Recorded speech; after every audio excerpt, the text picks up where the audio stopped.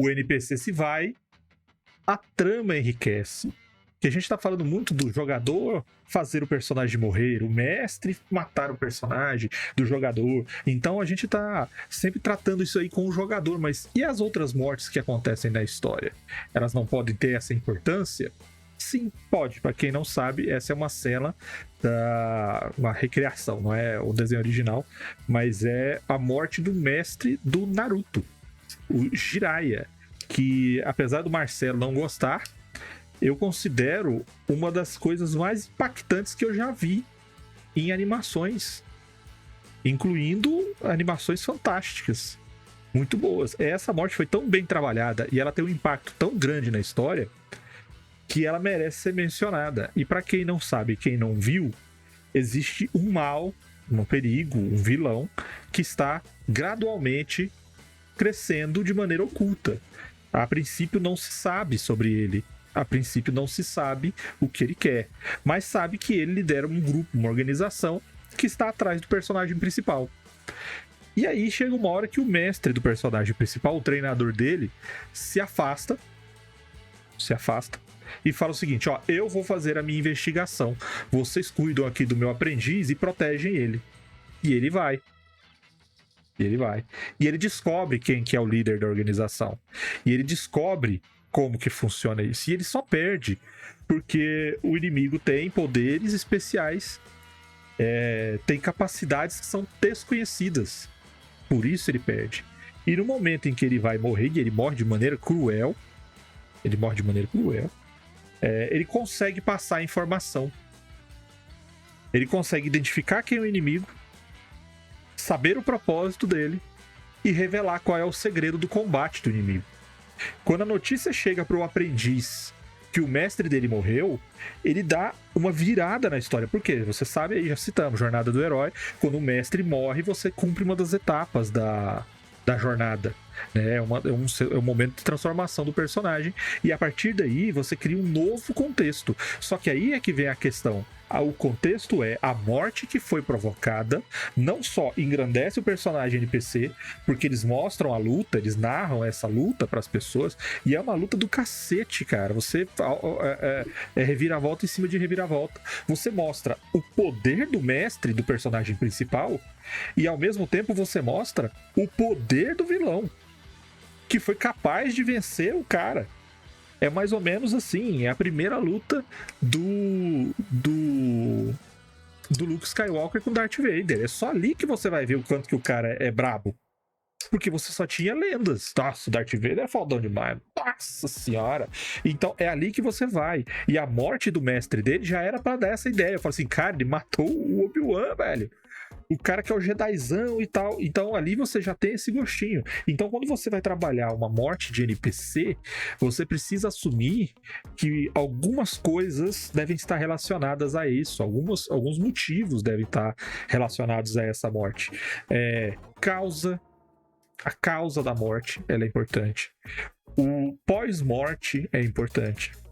Então você pode usar essa morte de NPC para revelar planos, identificar vilões, estabelecer nível de desafio, estabelecer sentimento de vingança, de urgência, de necessidade, de dever, que é importante. Você pode estabelecer novas mecânicas, novos níveis. Ou seja, quando um certo personagem NPC morre porque está surgindo uma ameaça, algo provocou essa morte, você está dizendo pro grupo, cara, vocês estão entrando no novo patamar da história, vocês estão entrando no novo rumo. Então a morte do NPC bem trabalhada, você pode simplesmente fazer toda a base de uma nova trama, toda a base de um novo arco, toda a base de um novo rumo para sua campanha. É muito similar ao que a gente falou do início do papo sobre os NPCs as mortes de filme, né? As mortes da ficção. E ali todos são NPCs. E todos têm um papel fundamental na virada de chave dos personagens principais. Então, uma coisa que a gente estava falando sobre personagens ou jogadores se sentirem tristes quando um personagem morre, chorarem quando o personagem morre. Isso vale também pro NPC, né? Às vezes o NPC é muito importante na trama, às vezes os jogadores engajam muito com aquele NPC durante a trama e acabam ficando muito apegados a ele.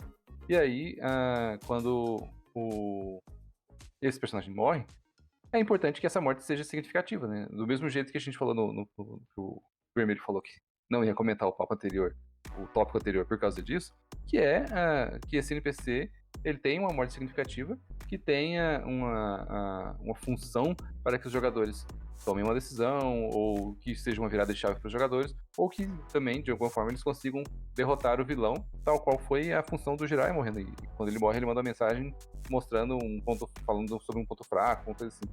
E Sim. aí... porque ninguém consegue resistir ao ataque do vilão, porque existe um segredo dele. Existe uma coisa que ninguém sabe como funciona. Então ele fala, funciona assim. Aí fica manjado o truque. E ele ainda fala, tipo assim, eu descobri, mas eu não vou conseguir sair vivo daqui, né? E aí, Sim. Por isso que ele manda essa mensagem, porque ele fala assim, eu sei que eu não vou sair com essa informação. A mesma coisa acontece em outro anime, mas aí eu não falo do anime, mas do mangá, na saga de Hades do Cavaleiros do Zodíaco. O Shaka toma a exclamação de Athena, que são um golpe de 3 três cavaleiros de ouro ao mesmo tempo, e ele não morre. Ele tem um último suspiro em que ele manda uma mensagem escrita numa flor de lótus, uma coisa assim, pra Athena, explicando pra ela por que ela precisa morrer pra ir matar Hades lá na terra dele. Então, é uma morte de NPC que tem um significado, assim como eu acho importante nas nossas histórias, as mortes de NPCs, sobretudo NPCs relevantes, né, tenham um significado. Eu já fiz, e eu admito que eu sou culpado, mas eu vou me defender. Eu já fiz morte de NPC como distração. Eu já fiz isso. Uma vez eu matei um NPC que era um cara relevante, com quem a galera tinha contato, da mesa, não sei o que e tal. E eu literalmente fiz com que ele morresse do coração. Ele era mais velho, no mundo medieval, ele morreu do coração. Mas ele tava no momento... Porque tá vivo. Morreu porque tá vivo, porque acontece. Mas ele morreu no momento em que ele era muito importante na história. Ele tava passando informações, ele era uma pessoa relevante, ele era um contato da galera na cidade. Eles passaram 2 sessões investigando a possibilidade de que ele tivesse sido envenenado, de que ele tivesse sido morto, e não de que ele tivesse simplesmente morrido. E ao final eu falei pra ele, eles chegaram, a gente acabou e tal, e eles disseram, cara, não vai dar, a gente tem que seguir, vamos embora, não sei o que e tal. E aí, acabou a sessão em off, eles me perguntaram, mas ele morreu de quê? Eu falei, do coração. Mas como assim? Eu falei, morreu do coração. Mas, envenenado? Não. Por quê? Porque ele tinha 60 anos de idade no mundo medieval. Eu falei pra vocês várias vezes que ele era estressado, que vocês encontravam com ele, ele tava sempre comendo as coisas mais gordurosas possíveis. Todas as descrições indicavam que ele era uma pessoa de saúde frágil. Ele morreu, caralho. Acontece. Segue a vida. Mas eu concordo com vocês, e nesse caso foi relevante, porque no tempo que eles ficaram presos ali, coisas aconteceram. Então, a morte dele foi relevante pra trama. Ainda que não por esse sentido, indiretamente. Quando eles decidiram investigar a morte dele, e era uma coisa que eu deduzi que eles fariam, eles pararam, foi um teste que eu fiz pra vocês vão achar que isso é mais importante do que o negócio que tem o fator tempo? Vamos. Então, beleza. Você chegou agora e tá pensando assim, mas o Marcelo, o Mr. Salad, é um safado. Porque ele está guiando a história pra sacanear os personagens e tudo mais. Aprenda o seguinte, cara, todo mestre de RPG é safado e tudo que você faz na história pra ajudar ou pra sacanear é só para que tenha um desenvolvimento de história. Então o que ele tá falando aí, por mais que você fale assim, não, mas não teve influência positiva, teve, cara. Porque às vezes é o acaso que interfere. Quantas vezes a gente não viu que coisas foram descobertas por sorte, ou coisas não foram descobertas por causa de um ou outro detalhe. Então, existe isso. Esse é um fator, assim, eu concordo que o NPC que desenvolve uma conexão com o grupo, eu concordo que você tem que dar um significado à morte dele, dependendo do nível de conexão de relevância, quase tão grande quanto o de um personagem. Né? O Jiraiya tá aí o exemplo. Todos os NPCs, como o Luiz falou, todos os NPCs que a gente mencionou. Então, a Lois Lane morre e causa todo o arco do Injustice no universo DC, que virou 2 filmes. Os caras criam todo um... Então, assim, mortes de NPCs são muito relevantes. Tem potencial para serem muito relevantes.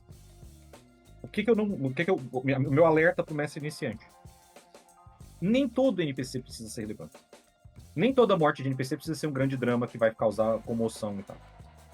Então, assim, na Forja do Amanhã, eu coloquei um NPC que era relevante pro andamento da história pra andar com os meninos 2 sessões.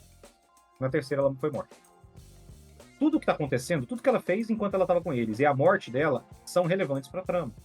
Fazem sentido dentro do contexto. Mas eu não coloquei esse personagem pra ser um NPC que eles desenvolveriam uma grande conexão espiritual, moral, sentimental ou algo do tipo. Ele tinha um papel na história. Ele é um personagem, portanto, ele tem um papel na história a cumprir. Nem todo personagem tem que ter um grande papel. Nem vivo, nem morto. Então, assim, não se sinta tipo, caralho, porra, botei esse personagem agora esse NPC vai ter que ser relevante. Dei um nome pro fudido. Depois que o NPC ganha um nome, e esse nome não é um nome inventado na hora que alguém perguntou e você não tinha pensado, Guarda agora número ele tem que ser... exatamente. Ele deixou de ser guarda número 2 e virou o guarda Clayton. E agora o Clayton tem uma casa, uma mulher, 2 filhos, um dos meninos tem problema. Depois que você começa a criar um contexto pro personagem, ele precisa ser relevante? Não, caralho. Ele pode só morrer e tá tudo bem. Ou ele pode nem morrer também. Ele vai embora, ele vai viver, vai fazer as coisas dele.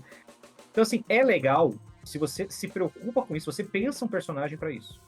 Ou, se por acaso você não pensou, mas o grupo deu a este personagem uma relevância. Aí você tem que começar a pensar nesse personagem com mais carinho. Porra, esse NPC agora ganhou relevância, ganhou projeção, ganhou história. E agora eu tenho que pensar em como é que ele vai servir a narrativa que a gente tá construindo. Fora isso, não hesite em matar os seus personagens.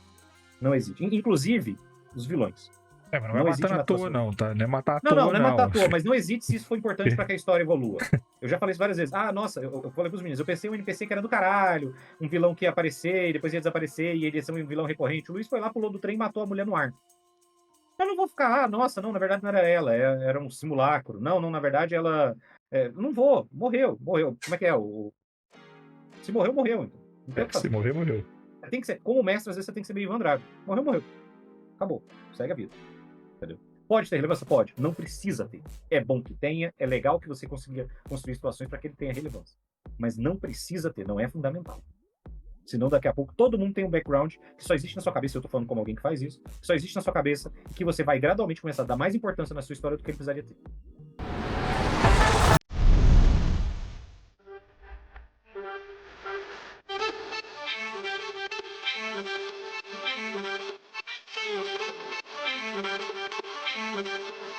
Thank you.